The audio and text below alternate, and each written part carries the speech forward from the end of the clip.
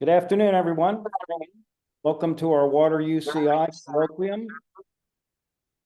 We're going to get started in just a minute. Give people a chance to sign in.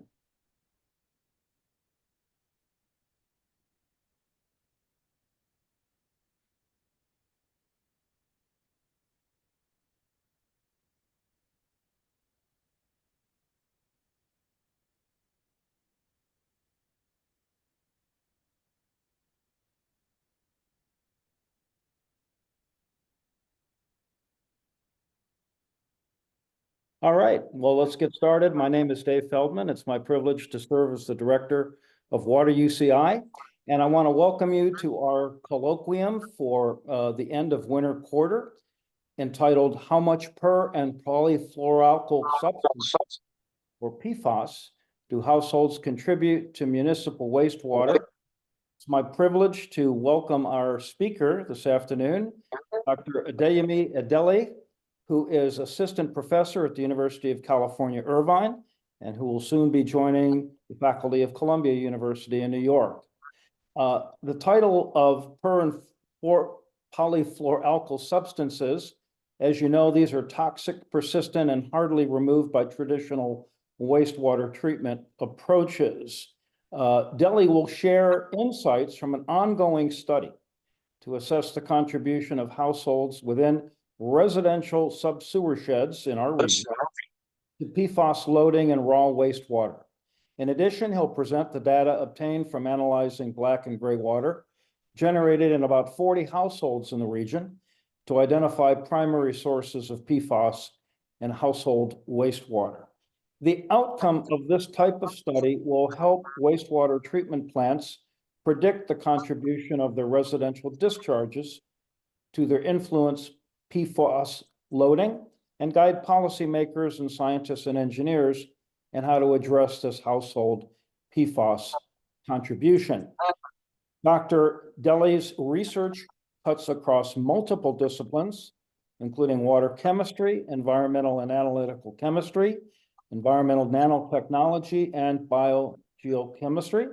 He earned his PhD from the University of California, Santa Barbara in 2015. In 2016, Dr. Adeleye was awarded a National Research Council Research Associateship by the National Academies of Science, Engineering, and Medicine. He is a really distinguished scholar. He's been doing great work, and we're very pleased to have you with us, Adeleye. The floor is all yours. All right. Thank you, Dave, for the wonderful introduction. And I cannot see the folks on the webinar, but good afternoon to you all, or good evening, depending on what part of the world you are right now. So I know that for you to be on this call, you probably know about PFAS, but I did not want to assume. So I decided to have a few slides just telling us really what PFAS are. Okay. And I'm of the school of thought that refer to PFAS as a plural. So you would hear me say what are PFAS rather than what is PFAS. So PFAS, or as Dave defined earlier, are per and polyfluoroalkyl substances. They are synthetic organic compounds. And the real characteristic property of PFAS is their degree of fluorination. So we have traditional halogens that have fluorine atoms bonded to them. And the unique thing about PFAS being the fluorination is the fact that the bond between carbon and fluorine is strong, is the fourth strongest bond that we know of. And when we are specific about organic chemistry, it is the strongest bond. And because of the strength of the bond, PFAS tend to resist degradation. They tend to be stable at high temperature, and they tend to not respond to strong chemicals like many other organics would do. And they have other names that people might be more familiar with. They could be referred to as perfluorinated compounds, which is really about their nature. They have several fluorine atoms bound to them or the carbon chain length. And they could also be referred to as forever chemicals, which again is due to the fact that they are very stable in the natural environment and in several engineered systems. I'm sorry if I'm bothering you with some chemistry on this slide, but I won't dig too deep into the chemical structures on my slide right now, but they are there to just show us some differences between different types of PFAS. So PFAS could actually refer to several thousands of compounds, sometimes tens or hundreds of thousands of compounds, depending on how they are defined. But overall, we have two classes of PFAS. They could be polymers. Many of us know what polymers are. They are large molecules. They have repeating chains of monomers.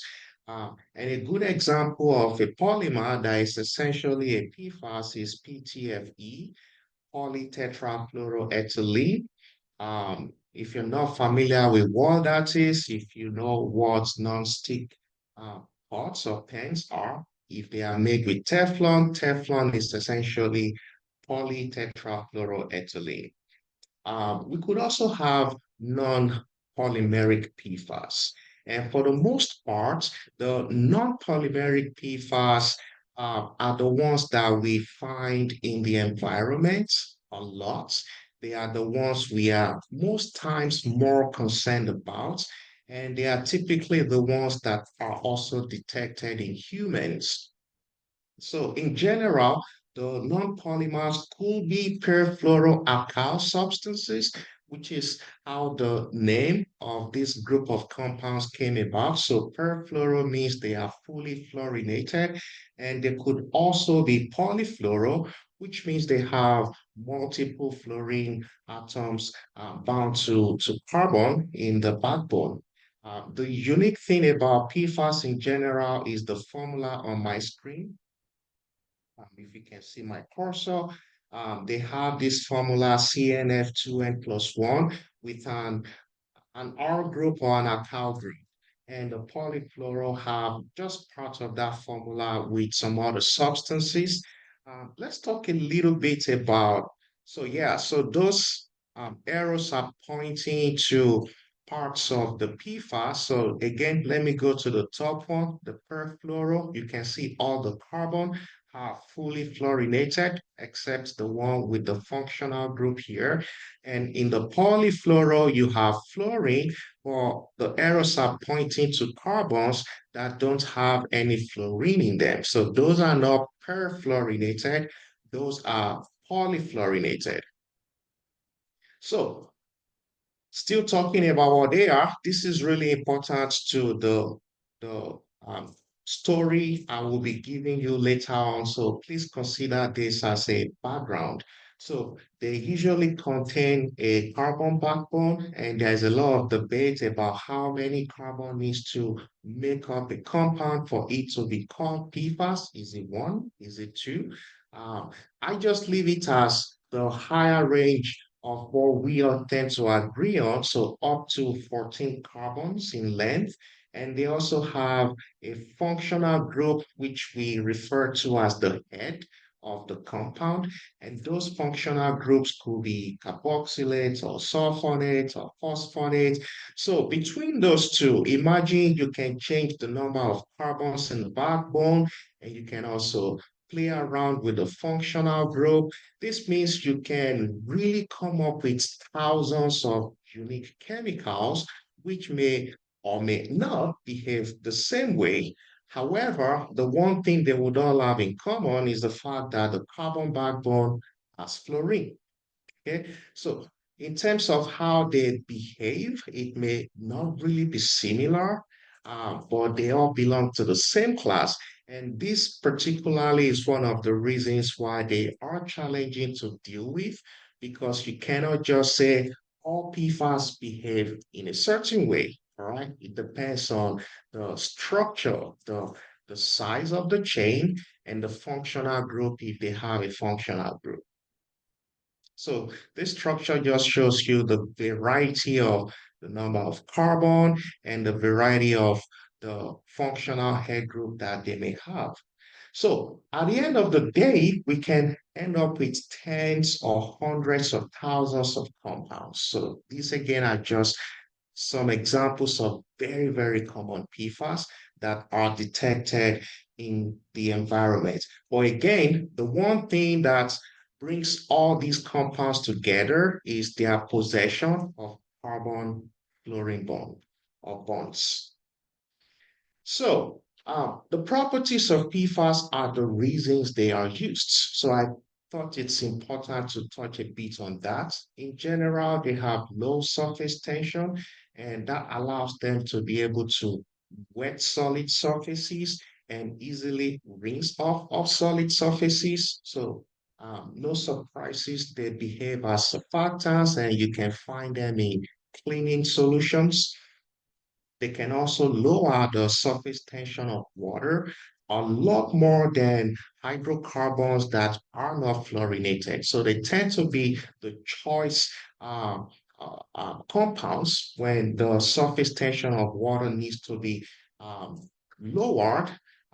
They are chemically and thermally stable, which is also another reason they are used because typical hydrocarbons might not be able to withstand high temperatures the way PFAS of fluorinated compounds of fluorinated hydrocarbons will be able to withstand high temperature.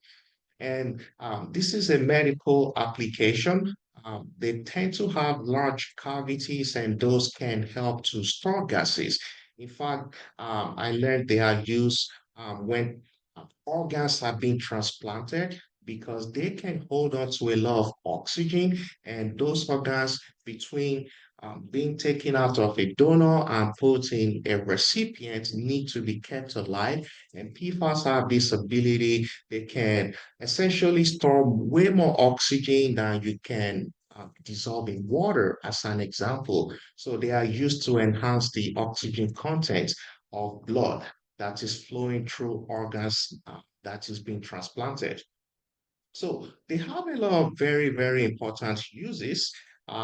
And many of us on the call today probably are familiar with some of their uses. Uh, I've talked about a medical use. They are used a lot in firefighting foams, which I also would think is an essential use until we can actually find safer, non-fluorinated firefighting foams. They are used also in products that I'm asking myself, do we really need this? I can live with my pizza boxes being oily and all that rather than have PFAS in my pizza box. So they are used in coating, food packaging, personal care products, and so on. And all of these uses have to do with their properties. And all of these uses also lead to environmental exposure. The exposure could be direct. So when PFAS is being used in what I'm showing in this picture, this is a case of a firefighting foam being sprayed directly on a tanker. It is extremely difficult to contain the foam. So this will lead to direct exposure to the environment somehow. And there are also uses where that do not lead to direct exposure to the environment, but they could lead to indirect exposure. When it's used in clothing, it could be released when the clothing is being laundered, or even during production, you generate wastes that the industry would have to dispose in some way. So, whether directly or indirectly, every single use of PFAS leads to an exposure and environmental exposure. And in most cases, when it's indirect, it means the waste is going to pass through a wastewater treatment plants, and wastewater treatment plants will get waste from residents, they will get waste from industry. The waste will pass through different treatment stages. And when wastewater treatment plants were designed, nobody was thinking about PFAS. The goals were to remove solids, to remove nutrients like nitrogen and phosphorus. The goals were to decrease salts and heavy metals in the effluent before the effluent gets discharged. But in the last few decades, wastewater treatment plants also have to deal with contaminants of emerging concern like PFAS. So, we all probably know that PFAS is not amenable to conventional treatment, which means at the end of the day, the final effluents, whichever way it is discharged, would now lead to some exposure, direct exposure of an environmental matrix, whether it is discharged into the ocean or discharged into a freshwater body or we inject it into the ground to recharge the aquifer. As long as the treatment doesn't really target PFAS and there is no tertiary treatment that really is um, effective for removing PFAS, we will be essentially discharging PFAS to the environment. And of course, in California, this is a big issue because the three phases or the three ways that treated wastewater can be discharged are things we are considering for drinking water sources. Okay, be it aquifer recharge, be it discharge into the ocean or discharge into a freshwater body. So the whole point of this is saying the production and the uses of PFAS could lead to PFAS now being present in drinking water. And that's a direct exposure or direct pathway for exposure of humans. Okay. And this is where we start to get really worried. But of course, we cannot exactly address the problem once it's in drinking water. I mean, we can, but it's probably better to address it way more upstream, right? That would be way more efficient. So for most contaminants that wastewater treatment plants are designed for, the concentrations of those contaminants at the effluents are typically lower than what comes into the wastewater treatment plants. For PFAS, however, at least the most common PFAS that we detect, the concentration does not really change. And sometimes we see an increase. So overall, the point is the presence of PFAS in effluent is a huge challenge because we want to reuse as much of our treated wastewater as possible. It is a reliable source of water. It is a cheaper source of water, and we would always have wastewater. So it is important to really understand what is going on with PFAS in wastewater for us to be able to continue to use that resource as it's supposed to be. So this plot here just shows you a collection of published work where researchers all over the world have looked at PFAS concentrations, both in the influent and the effluent of wastewater treatment plants, and we collated hundreds of those data points. And the conclusion is just the fact that typically the most commonly detected PFAS are not decreased with conventional wastewater treatment. And this is something that has actually been established for a while. We just did it for confirmation. Um, Unfortunately, I'm not a health expert, so this slide is the only one I have to talk to you about the potential health impacts of PFAS. And as you can see here, there is no one that is sort of safe from having some negative or adverse impact when they are exposed to PFAS.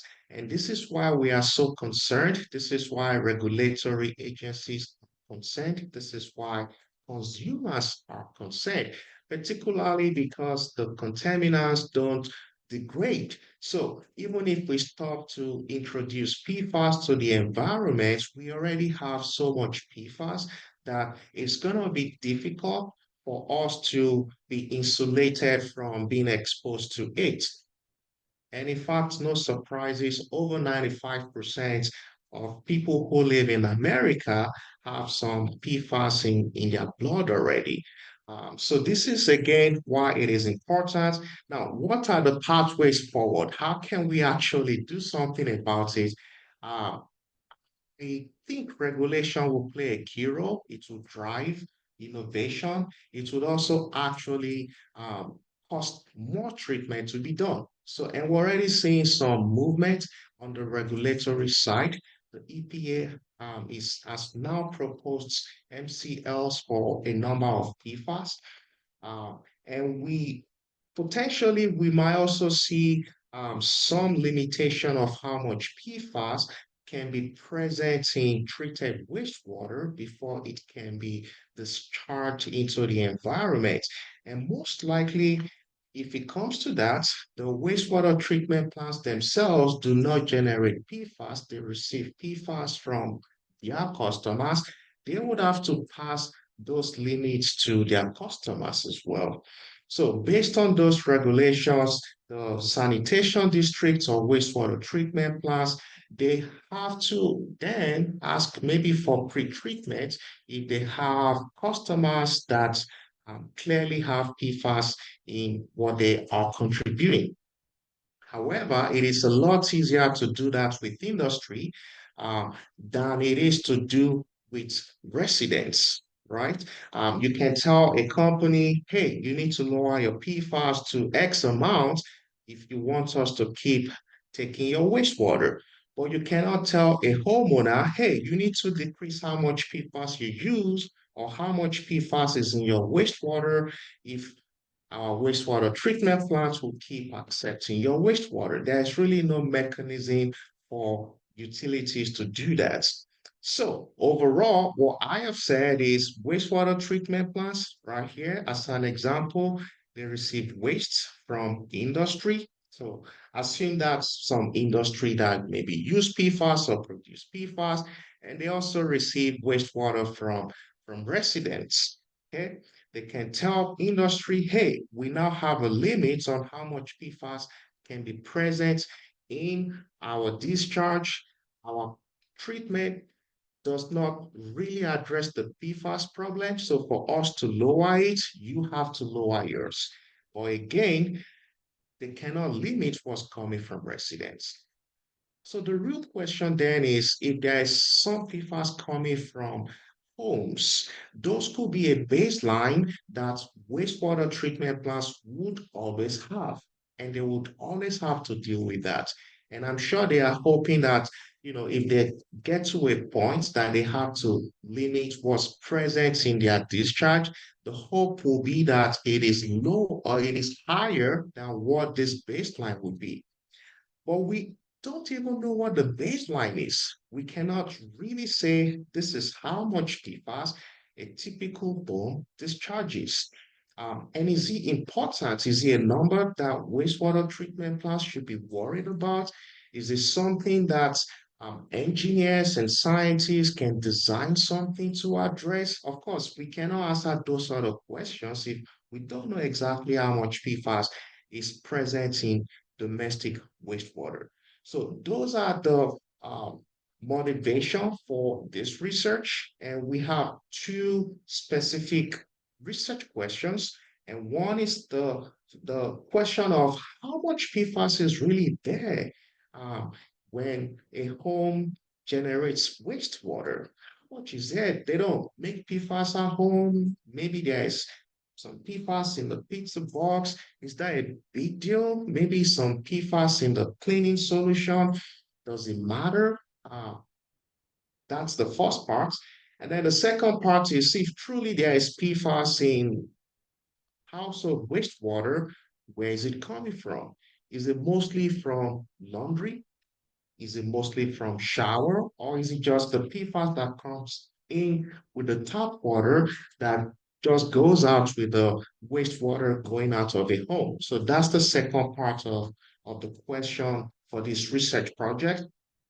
If you look into the literature to answer any of these questions, the most you would see are very good analysis of consumer products and how much PFAS is present in them. So there are several papers. I just randomly picked four of them, but you will find a lot.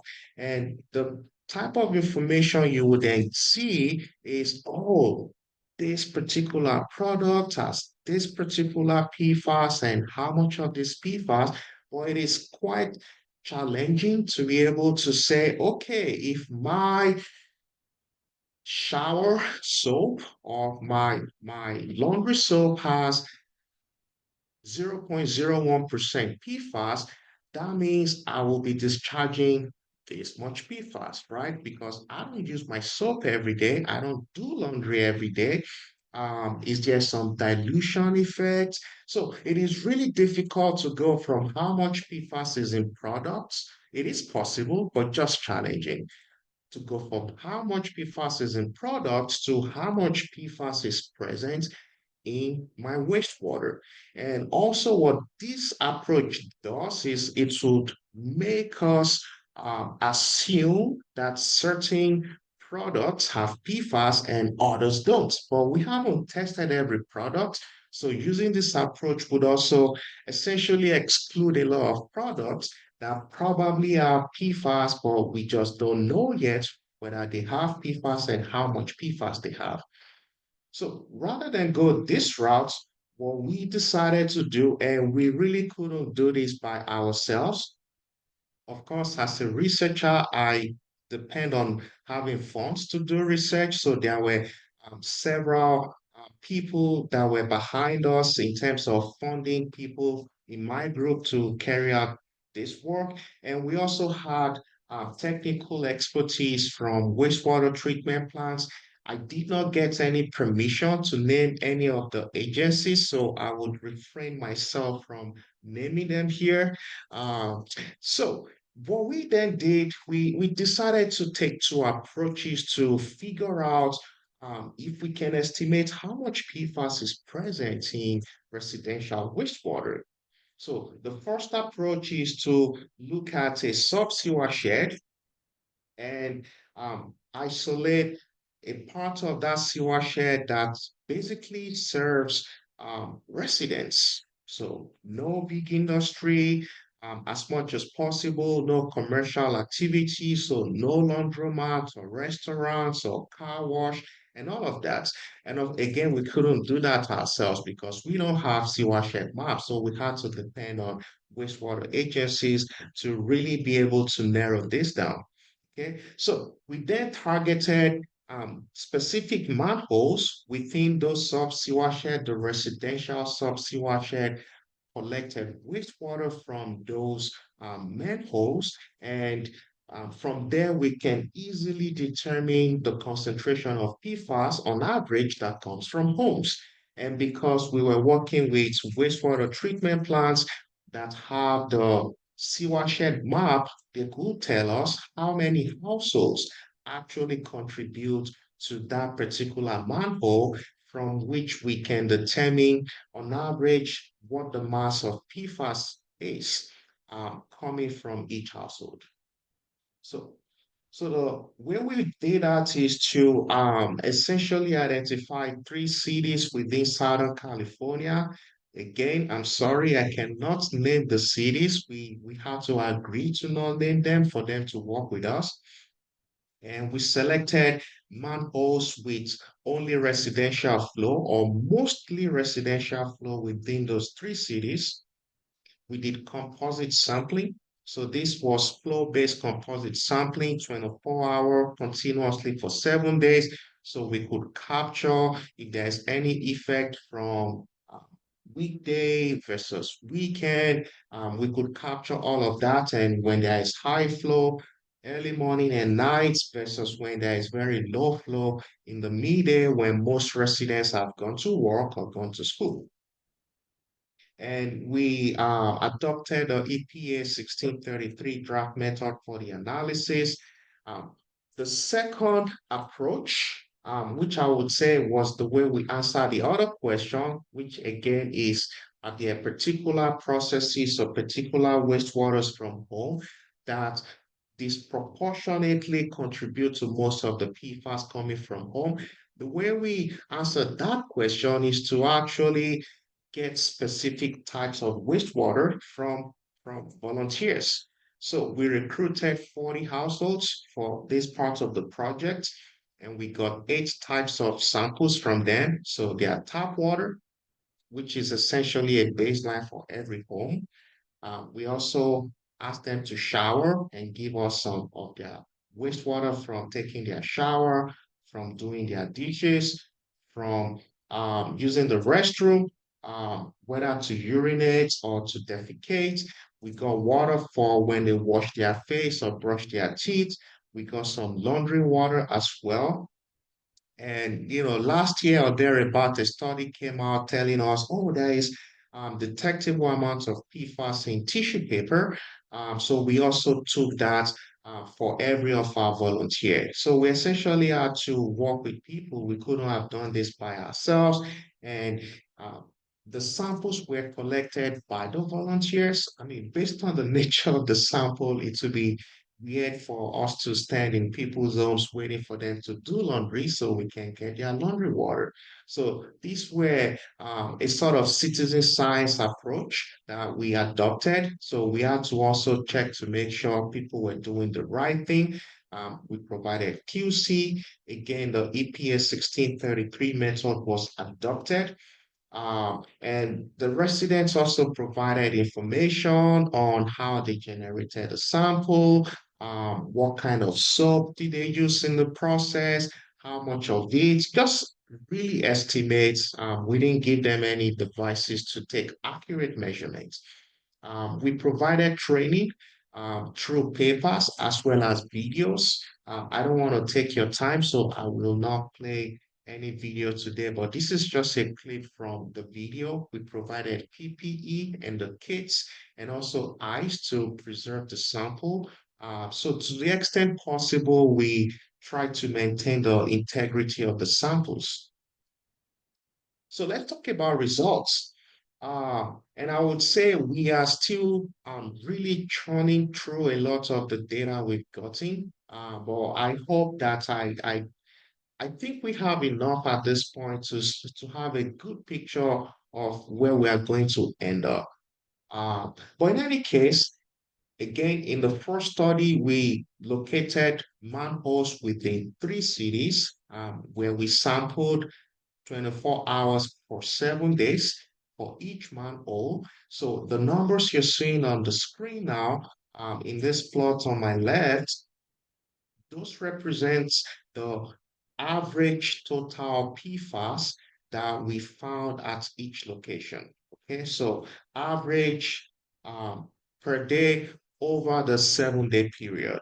Okay, so it doesn't seem like a huge number, right? It's really within where we think domestic wastewater generated PFAS should be. So somewhere between 16 and 30, at least we think domestic wastewater should have less than 100 or something around hundreds of nanogram per liter of PFAS. So one thing I wanted to say is each of these three locations, the manholes that we collected wastewater from serves between 700 to 1,000 households. So you can imagine there's quite a bit of variation that is averaged out here.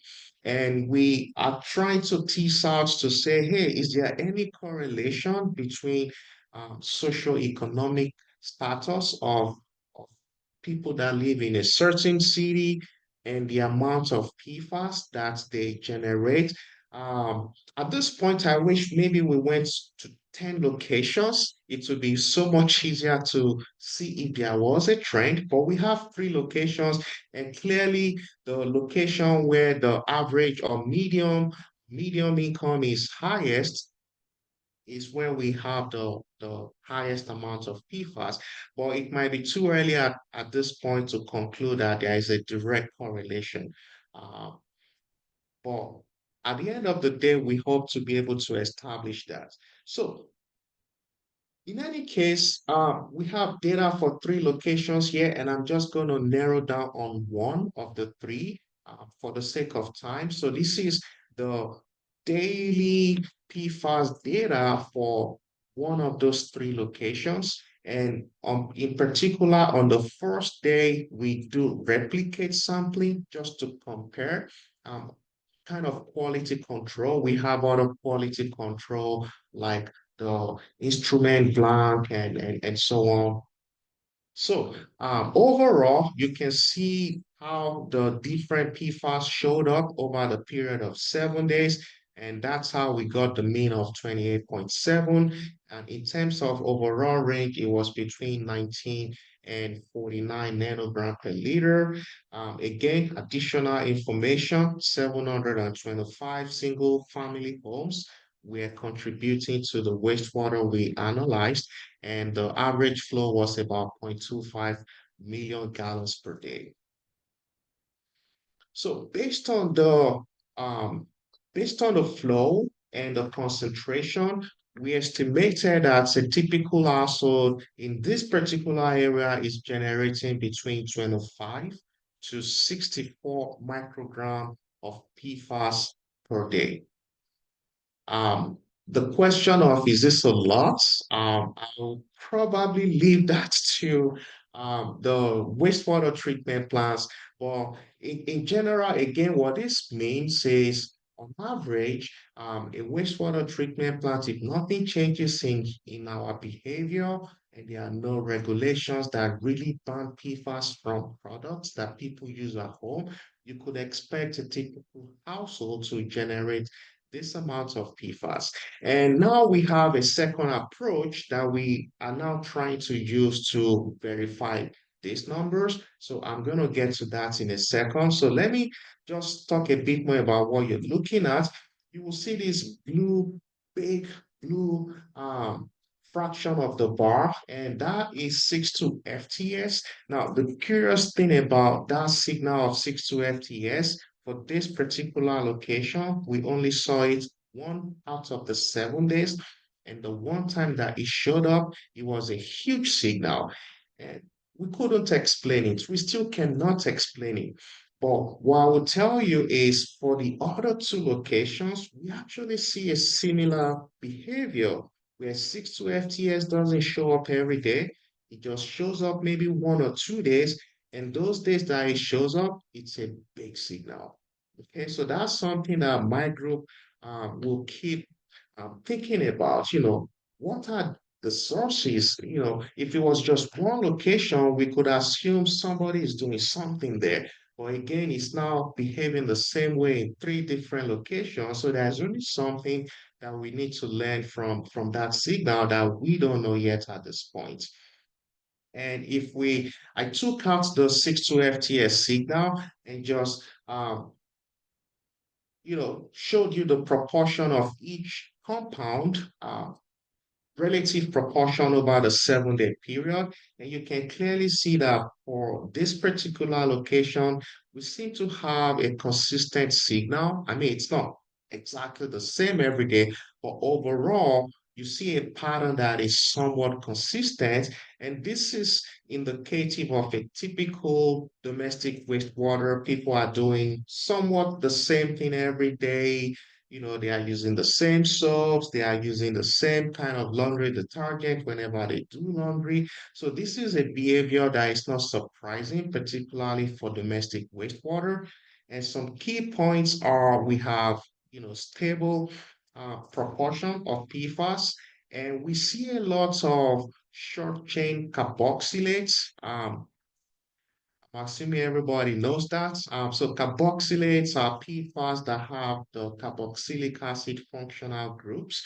They tend to actually be dominant in consumer products, and the ones listed here are examples compared to their sister, maybe I would say the sulfonic acids, the carboxylic acids tend to be more difficult to remove. They do not absorb as well as the sulfonic acids. So this could be a potential challenge. Um, yeah, let me move on because of time. So the second approach again was we collected uh, specific types of wastewater from, we recruited 40 individuals. As of today, we have 39 samples back and analyzed. Um, Hopefully we'll get the number 40 soon. And we analyzed all those for PFAS content as well. Again, we were targeting the compounds in the 1633 method, which is great, but that could also mean we are missing out on several other compounds. So I would own that right now. So here are the places our samples came from or that our volunteers live because UCI is based in Orange County, a very large proportion. And really, this project was designed to focus on Orange County. So no surprises that most of the volunteers came from Orange County. We have 39 out of 40 bags, 74% of our participants are from Orange County, but we also covered a few other neighboring counties within Orange County. So what did we find? Um, this heat map is telling you is giving you an idea of how many times we actually found a specific compound out of the total number of samples we got. So as an example, if it's very deep blue, it means we found that compound a lot of times. So there's a deep blue right here. It represents 62 FTS. We found 62 FTS a lot of times in urine. Okay, so that's how to interpret this data. And where it is somewhat white, it means we didn't really see that compound maybe at all, or maybe not very often. So let me give you just a broad summary of what this plot tells us. We have a lot more PFCAs, perfluorocarboxylic acids, again, the very common ones in consumer products compared to the sulfonic acids, which tend to be used more in industrial applications. And 62 FTS is showing up a lot in urine. If it's in urine, most likely it's from exposure, maybe from water or from food. And we can see the signal of 62 FTS in tap water. So we don't know, is tap water 62 FTS just concentrating in people when they urinate? Or are there other exposures, other things that expose people to 62 FTS? That is really outside of our expertise, but what we can say is that 62 FTS in urine quite a bit, and PFDOA, another carboxylic acids, we see very often when the wastewater comes from, if soap was used to generate the wastewater. So this is the signal for PFDOA. We see it quite a lot in bathroom sink water. So from people washing their faces, shower, when you shower with soap or do dishes, or from laundry. We do see a bit in urine, but it is much deeper blue in those other applications where people use soaps. Uh, these dots represent the concentrations that we measured uh, in the 39 different household samples for each individual type of waste. So these are actual numbers. Uh, so overall, the big thing to take out of here is we have quite a wide range, orders of magnitude range. But these numbers themselves don't tell us how much gets to the wastewater treatment plant because we now need to match this concentration with how much of that particular waste is typically generated. So for us to really do that, we need to make assumptions because, one household only does laundry once a week. Some other household will do twice a week, some once a month. So we kind of need to use some average values available for the general population. So we look in the literature and, from the question of how many people are in a household to how much tap water do people use or how much water goes into laundry. So we brought those numbers out of the literature and the laundry in particular, I wanted to draw some attention to it because this number represents the entire amount of water that is used for laundry. Now, we can tell you that all of that water, so when we get laundry water from our volunteers, they just get the water during the laundry cycle. They don't get water during the rinsing cycle. So potentially the PFAS concentration could be going down.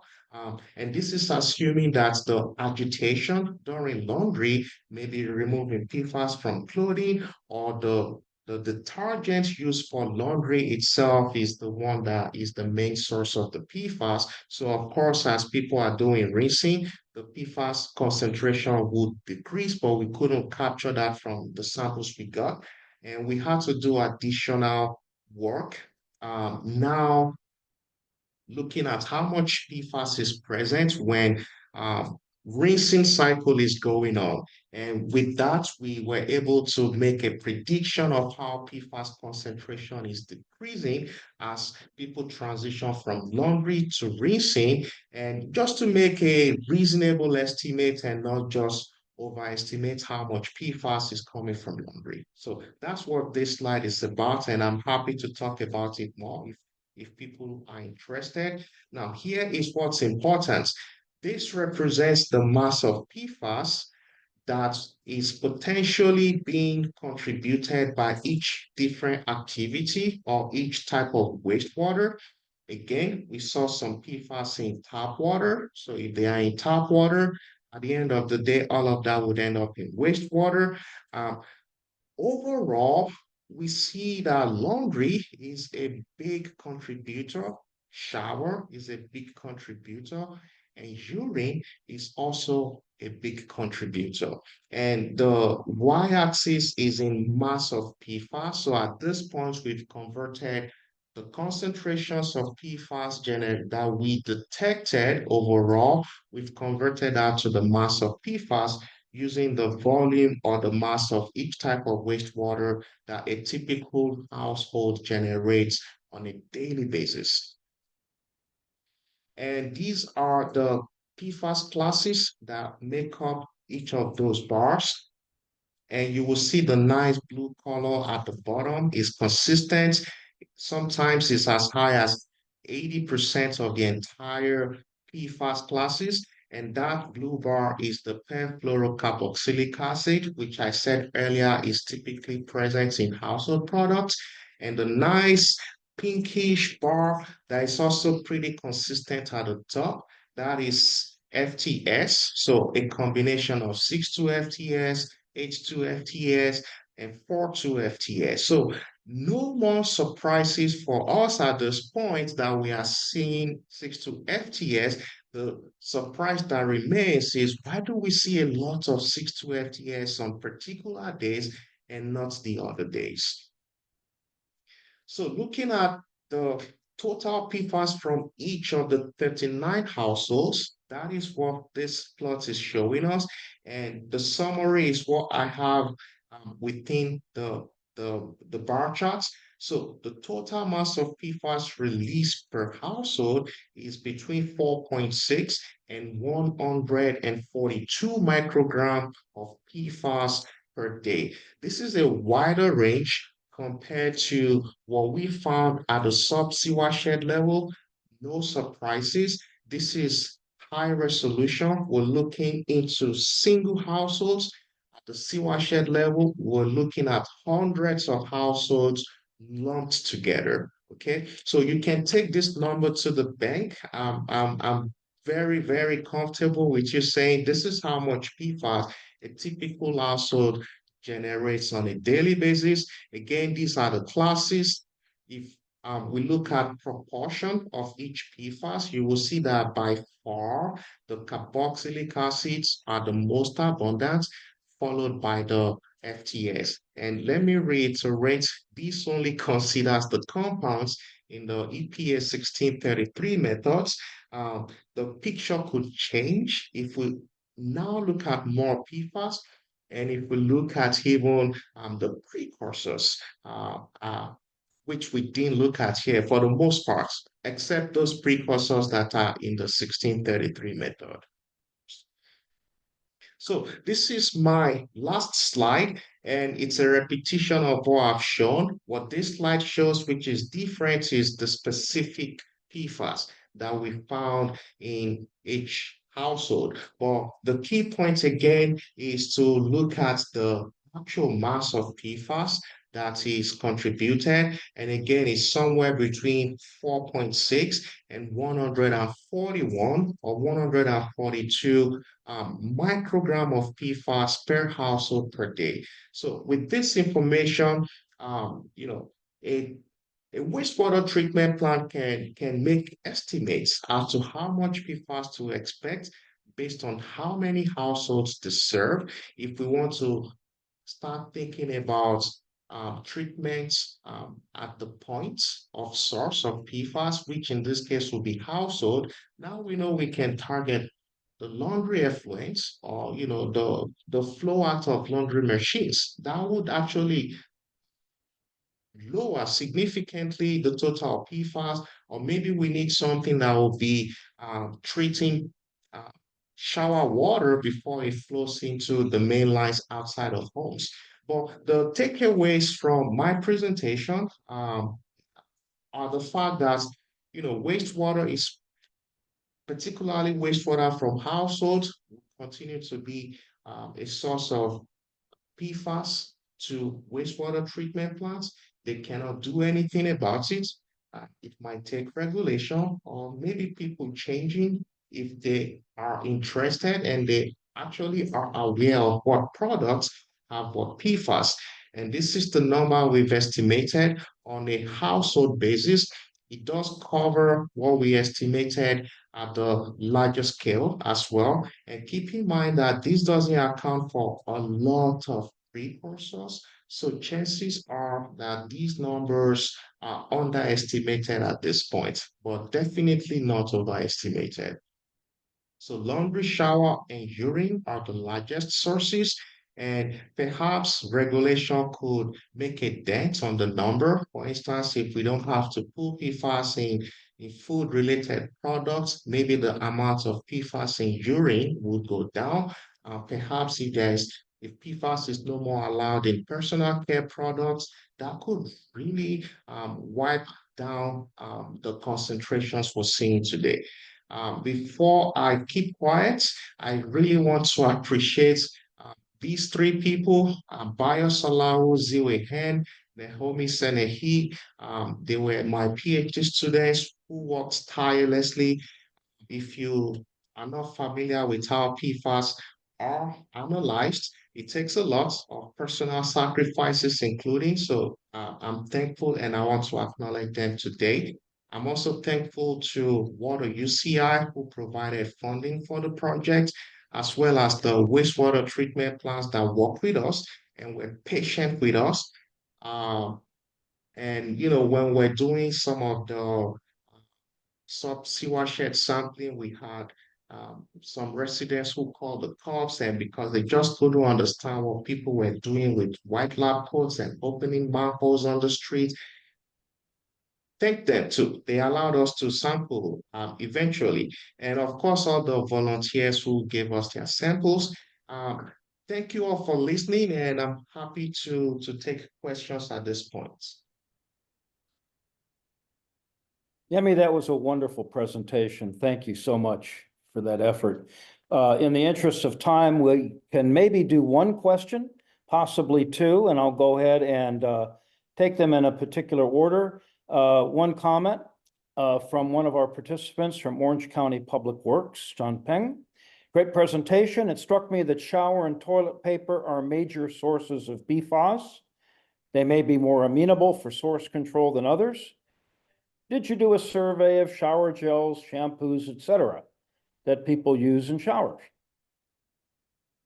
Yeah. So we do have data from the volunteers telling us the products they use when they took their shower. So we have that information, but we haven't sat down to do any sort of correlation between products, which you can imagine is probably different for all 40 volunteers. But that's something we can look into eventually. Very good. And then we had a couple questions, lastly, both of which were related to the total concentration values seeming to be very low. How, if at all, did you confirm values for PFAS with concentrations close to reporting limits? Oh, well, so the reporting limits are in the single digits, right? So essentially, we adopted the 1633 method. So wherever I said is the limit of quantification is where we stopped. So whatever is above that limit is what we considered. Excellent. And then I think lastly, we'll go ahead and try this question. I think looks like we may have time for one or two others. How do we know what contains PFAS? Are there any symptoms? You sort of alluded to this at the beginning. Sorry, Dave, can you say that question again? Yeah. I heard Do you know? symptoms. Yeah. Do you know? Let's see here. How do we know what contains PFAS? Are there any symptoms? So what contains PFAS, that's a difficult thing unless the manufacturer label the products as containing PFAS. Most people would say PFOA free. That doesn't mean PFAS free. PFOA is just one PFAS. But we do have some consumer associations that take it upon themselves to do these tests for specific products. So you can totally go online and just start to search. Really, if there's a specific product you use a lot, you might be able to find someone that has analyzed it. So that's one problem. We don't know unless we've tested it. Excellent. I understand. And then last question in the chat. Are there any thoughts on expanding the study to include additional analytical methods on these samples? It would be interesting to include a broad spectrum analytical approach, such as the adsorbable organic fluorine analysis via US EPA 1621. Right, right. And that would really capture a lot of the precursors or even native PFAS that we missed. For the specific samples, no, because we just got the amount of samples that we needed for our analysis. So potentially that's something that could be looked at in the future to really repeat this work. And I think it's necessary. Repeat this work with another methodology that potentially would capture, would be less targeted. Let me put it that way. Very good. Let's see if we can't get at least one more question in here. Did you develop a sampling guidance for this study? Yes, we did. We did for the one we did at the neighborhood level, and we did the same thing for the volunteers. So I did mention we provided videos, and we also had written documents as to how the samples should be taken, and the videos also demonstrated that so that they will do it the right way. Okay, and what do you think are the primary sources of PFOS and PFOA in groundwater? Well, mostly historical releases from AFFF's firefighting foams as an example. So, chrome plating industry. I don't want to name specific industry Right. because it's so limited. They could have come from wherever. But what we know is that the two are no longer, well, they shouldn't be used in the US to make anything anymore, but because they are persistent, even the ones that were used 10, 20 years ago, we can still find them in the environment. Okay. And they are just being replaced by shorter chains. So I hope that answers that question. It does.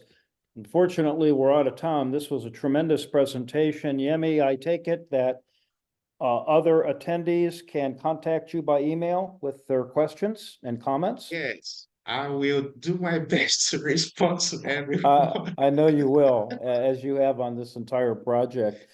Yemi, I want to thank you very much for your excellent colloquium. I also want to thank Chan Duck Kim who's the Associate Director of Water UCI, for helping to organize this colloquium. And all of you in the audience who attended today, this is great. Please stay tuned. We will send out information on upcoming colloquia that Water UCI is planning for spring quarter. Everyone, please have a great weekend. Enjoy. And again, let's give Yemi a great big thank you for a great presentation. Thank you very much, Dave and Kendall. And thank you to all the participants today. Great. All right, everyone, take care. All Bye-bye. right. Thank Bye. you. Thank you.